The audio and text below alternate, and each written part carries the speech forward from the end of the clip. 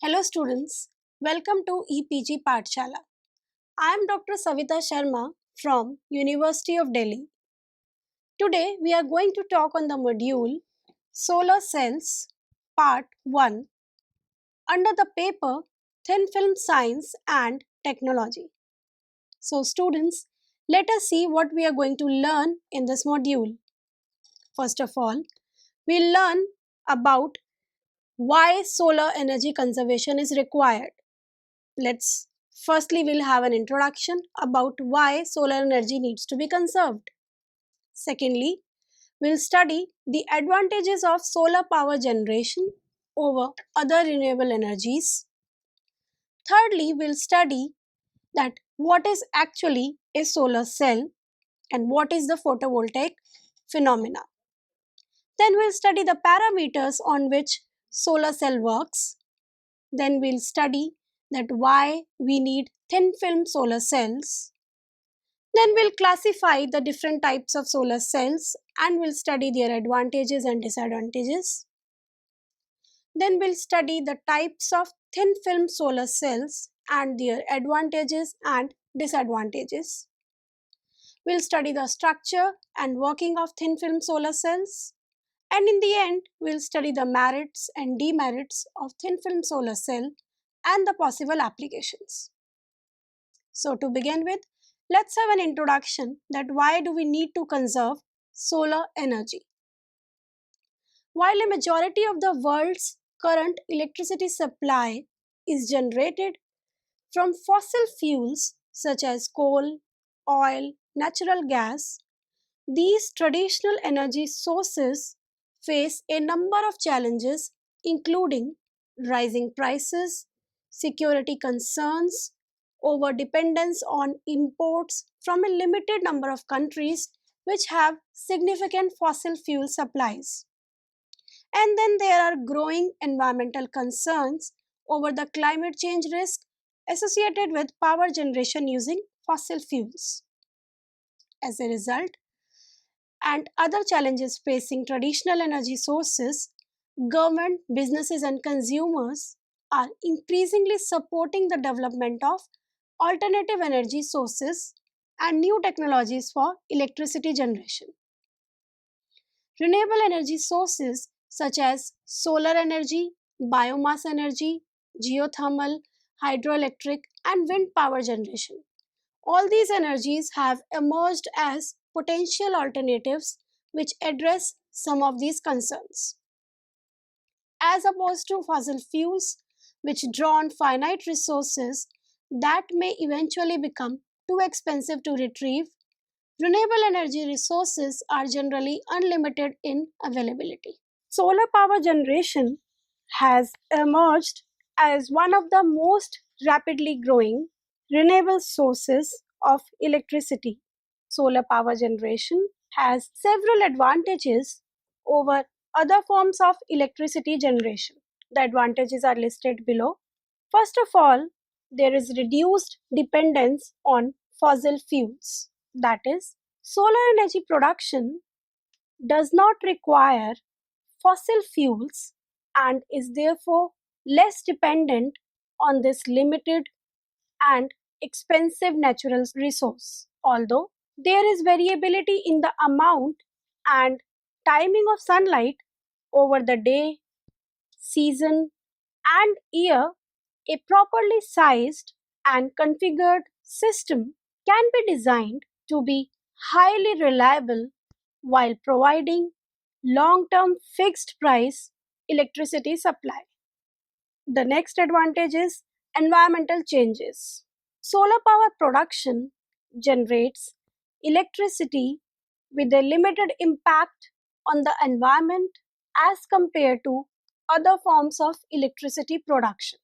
The third advantage is matching peak time output with peak time demand. Solar energy can effectively supplement electricity supply from an electricity transmission grid, such as when electricity demand peaks in the summer. The next advantage is modularity and scalability. As the size and generating capacity of a solar system are a function of the number of solar modules installed. Applications of solar technology are readily scalable and versatile. Then the next advantage is flexible locations. Solar power production facilities can be installed at the customer site, which reduces required investment in production and transportation infrastructure. Let us study what is a solar cell and what is photovoltaics. Direct conversion of light into electrical energy is called photovoltaics, denoted by the short form PV. Photovoltaic devices which convert solar energy into electricity are called solar cells. Two electronically dissimilar materials with different free electron densities are brought together to form a junction with a barrier, forming a photovoltaic device. Typical examples are, let's have a metal 1, oxide and metal 2. This is form a junction and it will be a photovoltaic cell. Another example is metal semiconductor, Schottky type contact solar cell. Then the next is the most convenient and the most conventional, which is the p-type semiconductor joined with the n-type semiconductor. When the same type of semiconductor is made p-type and n-type, that is the homojunction based solar cell. Then another one is p-type semiconductor 1 and n-type semiconductor 2, which will be a heterojunction based solar cell. Next is n plus and minus n semiconductor. Another one is having a p-type material. In between there is a insulating layer, and then there is an n-type semiconductor layer. Then this junction will again be a solar cell. Then there will be the multi-junction solar cell, in which this pin arrangement, that is p-type, insulator and n-type, will be repeated over the multiple layers. That will be the multi-junction solar cell. The next is a tandem solar cell, which will have the multiple repetitions of multi-junctions. So it will have a junction 1 having multiples of multi-junction, then junction 2 having multiples of multi-junction, and so on. That will called as a tandem solar cell. Now let us see what is a solar cell and the parameters on which solar cell operates. Solar cell operations depend upon, number 1, absorption of light to create electron hole pair, that is the carriers, in which the carrier is the electron hole pairs. The next criteria on which solar cell operation depends is the diffusion of carriers. Then thirdly, it depends on separation of electrons and holes. Then next, it depends on collection of carriers.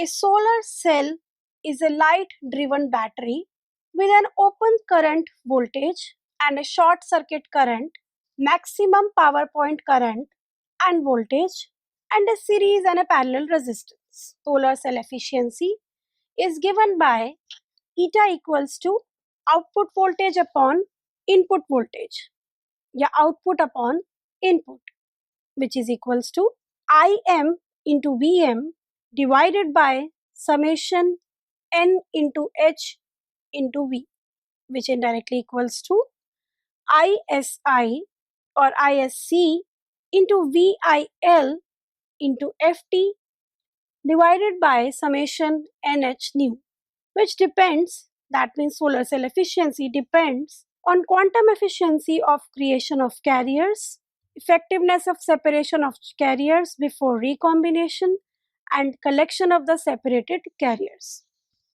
The highest theoretical efficiency of known materials are as, for homojunction, the highest efficiency known is 30%. In case of heterojunctions, it is 42%. And the solar cell based on tandem multi-gap junctions is approximately 76%. Let us see why do we need thin film solar cells. Number 1, small thickness is required of due to the high absorption, small diffusion length is required, and high recombination velocity is required for the high performance of a solar cell. And in thin film, we meet all these criteria. Secondly, materials economy, very low weight per unit power is required. which is again fulfilled by the thin film solar cell. Thirdly, various simple and sophisticated deposition techniques, which can be easily used for the thin film solar cell. Then next is the variety of structures available: amorphous, polycrystalline, epitaxial, which is includes and creates the flexibility in the solar cells, which can be attained in the thin film solar cell. The last one is the topography, ranging from very tough to atomically smooth. Entire range can be achieved and can be explored using thin film solar cells. Then in thin film solar cell, different type of junctions are possible: homojunction, heterojunction, Schottky type junction, etc. Then tandem and multi-junction cells are also possible using thin film solar cells. Next, in situ cell integration to form modules is possible using thin film solar technology. Then the thin film solar cells are compatible with solar thermal devices, and in the end there is a ability of tailoring various optico electrical and optoelectronical properties, for example energy gap, electron affinity, walk function, graded gap, etc., using thin films. Now let us discuss the various types of solar cells. The first category of solar cells is the monocrystalline silicon solar cells. Solar cells made of monocrystalline silicon, also called single crystalline silicon, are quite easily recognizable by an external even coloring and uniform look, indicating high purity silicon. As you can see, monocrystalline solar cells are made out of silicon ingots, which are cylindrical in shape. To optimize performance and lower cost of a single monocrystalline solar cell, four sides are cut out of the cylindrical ingot to make silicon wafer, which is what gives monocrystalline solar panels their characteristic look. A good way to separate mono and polycrystalline solar panel is that polycrystalline solar cells look perfectly rectangular with no rounded edges. Let's study the advantages of the monocrystalline solar panels. So the main advantage is the monocrystalline solar panels have the highest efficiency rates since they are made out of the highest grade silicon. The efficiency rate of the monocrystalline solar panels are typically 15 to 20%. SunPower produces the highest efficiency solar panels on the US market today. Their E20 series provide panel conversion efficiencies of up to 20.1% that has been updated in April 2013. SunPower has now released the X series of the solar cells at a record-breaking efficiency of 21.5%. The next, monocrystalline solar panels are space efficient. That is, since these solar panels yield the highest power outputs, they also require the least amount of space compared to any other type of solar cell. Monocrystalline solar panels produce up to 4 times amount of electricity as thin film solar panels. The next, monocrystalline solar panel live the longest, that is the durability. Most solar panel manufacturers put a 25 years warranty on their monocrystalline solar panels. Then, monocrystalline solar panels tend to perform better than similarity rated polycrystalline solar panels at low light conditions. Now let us discuss the disadvantages of single crystalline or monocrystalline silicon solar cells. Monocrystalline solar panels are the most expensive. From a financial standpoint, a solar panel that is made of polycrystalline silicon and in some cases thin film solar cells can be a better choice for some home owners. Secondly, if the solar panel is partially covered with shade, dirt, or snow, the entire circuit can break down. Consider getting microinverters based on central string inverters if you think coverage will be a problem. Microinverters will make sure that not the entire solar array is affected by shading issues, with only one of the solar panels. The next disadvantage is the Krosowski process is used to produce monocrystalline silicon. It results in large cylindrical ingots. Four sides are cut out of the ingots to make silicon wafers. So a significant amount of the original silicon ends up as a waste. The next disadvantage is monocrystalline solar panels tend to be more efficient in warm weather. That is, their performance suffers as temperature goes up, but less so than polycrystalline solar panels. For most homeowners, temperature is not a concern. The next category of solar cells is polycrystalline silicon solar cells. The first solar panels based on polycrystalline silicon, which is also known as polysilicon and multicrystalline silicon, were introduced to the market in 1981. Unlike monocrystalline based solar panels, polycrystalline solar panels do not require the Krosowski process. Raw silicon is melted and poured into a square mold, which is cooled and cut into perfectly square wafers. Now let us discuss advantages of polycrystalline silicon solar cells. The process used to make polycrystalline silicon is simpler and it costs less. The amount of waste silicon is less as compared to monocrystalline solar cells. Secondly, polycrystalline solar panels tend to have slightly lower heat tolerance than monocrystalline solar panels. This technically means that they perform slightly worse than monocrystalline solar panels at high temperatures. Heat can affect the performance of solar panels and shorten their lifespans. However, this effect is minor and most homeowners do not need to make it into account. The disadvantages of polycrystalline based solar panels are, first of all, is the efficiency. The efficiency of polycrystalline based solar panels is typically 13 to 16%. Because of low silicon purity, polycrystalline solar panels are not quite as efficient as monocrystalline solar panels. Secondly, low space efficiency. We generally need to cover a larger surface to output the same electrical power as we would get with a solar panel made of monocrystalline silicon. However, this does not mean every monocrystalline solar panel perform better than those based on polycrystalline silicon. Monocrystalline and thin film solar panels tend to be more aesthetically pleasing since they have more uniform look compared to the speckled blue color of polycrystalline silicon. The next type of solar cell is the string ribbon solar cells.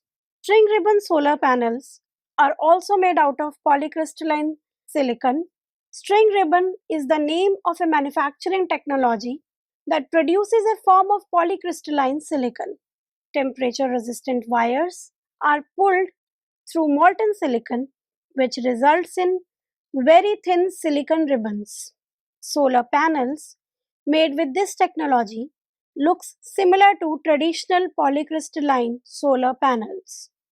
Evergreen Solar was the main manufacturer of solar panels using the string ribbon technology. The company is now bankrupt, rendering the future of string ribbon solar panels unclear. Let us see the advantages of string ribbon solar cells. The only and the main advantage of string ribbon solar cells is the manufacturing of string ribbon solar panels only uses half the amount silicon as monocrystalline manufacturing. So this contributes to lower cost. Let us now discuss the disadvantages of string ribbon solar cells. First of all, the manufacturing of string ribbon solar panels is significantly more energy extensive and more costly. Secondly, efficiency is at best on par with the low and polycrystalline solar panels at around only 13 to 14%. In research laboratories, researchers have pushed the efficiency of string ribbon solar cells as high as 18.3%. Thirdly, string ribbon solar panels have the lowest space efficiency of any of the main types of crystalline based solar panels. The next category of solar cells is the thin film solar cells, which are also called as TFSC. Thin film solar cells are the new generation solar cells that contain multiple thin film layers of photovoltaic materials. The thin film solar cells are also known as thin film photovoltaic cell. The thicknesses of thin film layers are very less, as few nanometers, compared to traditional PN junction based solar cells. According to the type of photovoltaic material used, the thin film solar cells are classified into four types. The four types of thin film solar cells are: number one, amorphous silicon and other thin film silicon solar cells; number two, cadmium telluride based solar cells; number three, copper indium gallium delesenide or CIS or CIGS solar cells; number four, dye sensitized solar cell, that is DSSC, and other organic solar cells. Thin film solar cells provide better ways to produce electricity from sunlight than any other method. We can implement these panels in forest areas, solar fields, traffic and street lights, and so on. The cost of this panel is very less as compared to the older silicon wafer cells. Let us now discuss the structure of thin film solar cell. The structure of thin film solar cell is shown below in the given figure. The structure and functioning of thin film solar cells are almost same as that of normal silicon wafer cells. The only difference is in the thin flexible arrangement of the different layers and the basic solar substance used. The thin flexible arrangement of the layers helps to reproduce very thin form of cells which are more efficient than the conventional silicon wafer cells. In the figure given below, you can see that there are two contacts. The top contact is the transparent conducting coating, TCOs, which we studied in our previous module on optical coatings. Then there is anti-reflection coating. Between the anti-reflection coating and the lower bottom contact, which is an ohmic contact, there is a junction formed between two semiconductor materials. That is, first of all, in green color you can see the substrate. Then above the substrate we have the bottom electrode, which is having an ohmic contact with the actual layers, which leads to the photovoltaic phenomena. So over the substrate there is an ohmic contact, which is a bottom electrode. Then there in the between there is a junction formed using the two layers of two different semiconductors. That is, the bottom is a p-type absorber layer formed by the second semiconducting material, and above that there is a top n-type window layer formed by first semiconductor material. Then there is a anti-reflection coating on the above layer, that is on the top n-type window layer, and above that there is a transparent conductive coating. So this is the structure of a thin film solar cell. Let us now discuss the working of a thin film solar cell. The basic substance of a photovoltaic cell is semiconductors. The semiconductors doped with phosphorus develops an excess of free electrons, usually called n-type material, and a semiconductor doped with boron, gallium or indium develop a vacancy, which are called as holes, and these doped materials are known as p-type materials. So these n-type and p-type materials combine or join together to form a photovoltaic cell. During the absence of light, a very small amount of atoms are excited and move across the junction. This causes a small voltage drop across the junction. But in the presence of light, more atoms are excited and flow through the junction and cause a large current at the output. This current can be stored in a rechargeable battery and is used for several applications based on the requirement. So the old solar panel technology used silicon semiconductor for the production of p-type and n-type layers and has several disadvantages.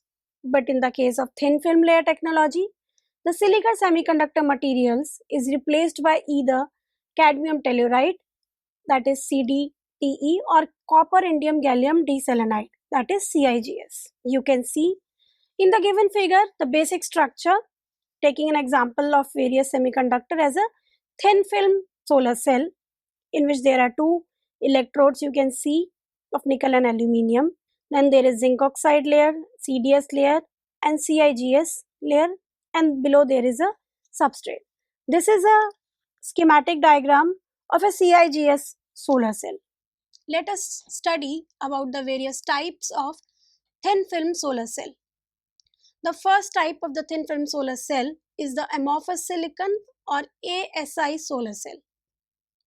Because the output of electrical power is low, solar cells based on amorphous silicon have traditionally only been used for small scale applications such as in pocket calculators. However, recent innovations have made them more attractive for some large scale applications too.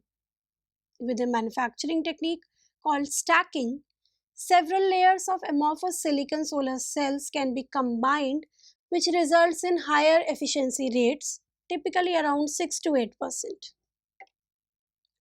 Only 1% of the silicon used in crystalline silicon solar cell is required in amorphous silicon solar cells. On the other hand, stacking is expensive.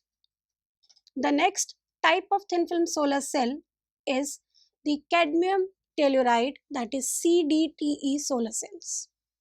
Cadmium telluride is the only thin film solar panel technology that has surpassed the cost efficiency of crystalline silicon solar panels in a significant proportion of the market, that is multi-kilowatt systems. The efficiency of solar panel based on cadmium telluride usually operates in the range 9 to 11%. First Solar has installed over 5 gigawatts of cadmium telluride thin film solar panels worldwide. The same company holds the world record for cadmium telluride photovoltaic module efficiency of about 14.4%. The third type of solar cell, that is a thin film solar cell, is the copper indium gallium selenide or CIGS solar cell. Compared to the other thin film technologies above, CIGS solar cells have showed the most potential in terms of efficiency.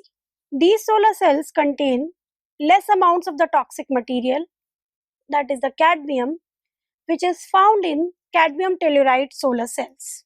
Commercial production of flexible CIGS solar panels was started in Germany in 2011. The efficiency rates of CIGS solar panels typically operate in the range 10 to 12%. Many thin film solar cell types are still early in the research and testing stages. Some of them have enormous potential and we will likely to see more of them in the future. The fourth type or the fourth category of the thin film solar cell is the dye-synthesized solar cells, DSSC. DSSC is a disruptive technology that can be used to produce electricity in a wide range of light conditions, indoors and outdoors, enabling the user to convert both artificial and natural light into energy to power a broad range of electronic devices. Dye-synthesized solar cells were invented in 1991 by Professor Michael Grätzel and Dr. Brian O'Regan at École Polytechnique Fédérale Lausanne, Switzerland, and is often referred to as Grätzel cell, or we call it as G cell. Most of the material used are low cost. However, a handful of more costly materials are necessary, such as ruthenium and platinum. There is a significant practical challenge involved in designing the liquid electrolyte for DSSCs, which must be able to remain in the liquid phase in all kinds of weather conditions. Even though the conversion efficiency of dye-synthesized photovoltaic cell is lower than that of some other thin film cells, their price to performance ratio is sufficient to make them an important player in the solar market, particularly in building integrated photovoltaic applications. Now let us discuss how DSSC work. The dye is the photoactive material of DSSC cell and can produce electricity once it is sensitized by light. The dye catches photons of incoming light and uses their energy to excite electrons, behaving like chlorophyll in photosynthesis. The dye injects this excited electron into the titanium dioxide. The electron is conducted away by nanocrystalline titanium dioxide. A chemical electrolyte in the cell then closes the circuit so that the electrons are returned back to the dye. It is the movement of these electrons that creates energy which can be harvested into a rechargeable battery, supercapacitor, or another electrical device. Let us study the advantages of dye synthesized solar cell. The advantages are, first of all, they are most efficient, third generation solar cell technology available, absorbing more sunlight per surface area than standard silicon based solar panels. Secondly, DSSCs are an attractive replacement for current technologies in low density applications such as rooftop solar collectors, where the lightweight and the mechanical robustness of the printable cell is a key benefit. These may not be as attractive for large scale deployments where high efficiency, high cost cells are most suitable. However, even minimal future increases is the conversion efficiency of the DSSC may make it suitable for some of these applications. The next advantage is DSSCs work even in the low light conditions such as non-direct sunlight and cloudy skies. They are more economical, easy to manufacture, and constructed from abundant and stable resource materials. The mechanical robustness of the DSSC leads indirectly to higher efficiencies at a range of temperatures. Normally, DSSCs are built within just a thin conductive plastic top layer, helping heat to be radiated away more easily and hence operate at low internal temperatures. Now, towards the end of this module, let us discuss the advantages and disadvantages of thin film solar cells. The advantages are, thin film solar cells are easy to handle. Secondly, they are more flexible than conventional solar cells. Thirdly, they are available as thin wafer sheets. And fourthly, they are cheaper than traditional panels.